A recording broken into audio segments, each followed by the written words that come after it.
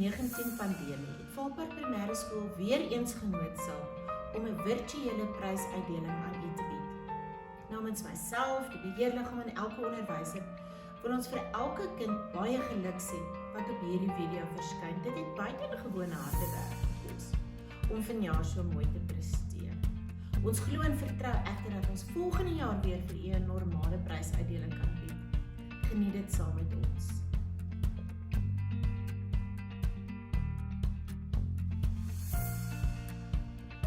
Die leerders ontvang 'n toekenning vir ter herinnering aan my eerste skooljaar. Michael Fuller, Stellan Kokemoer, George Moster, CJ Pretorius, Herco Pretorius en Anne-Shay van Sail. Baie geluk aan die leerders. Die leerders ontvang 'n toekenning vir netheid. Nina-Lee Knop, Shedantay van Deventer en Michaela van Drogenbroek.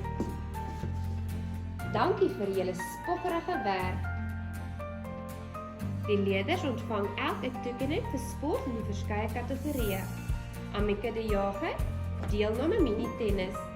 Logan Frank, deelname mini-tennis. Hugo van der Merwe, deelname mini-tennis. Julle is tops, hou so aan.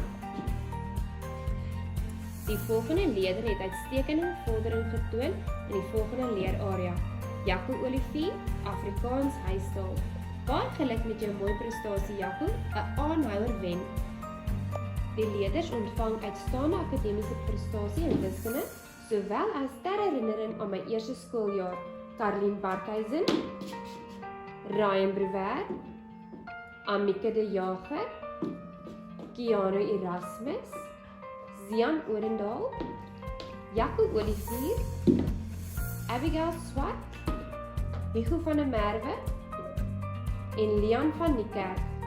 Baie geluk aan die leerders met julle mooi prestasie en julle liefde vir wiskunde. Die leerders ontvang uitstaande akademiese prestasie in Afrikaans huistaal en wiskunde, sowel as ter herinnering aan my eerste skooljaar.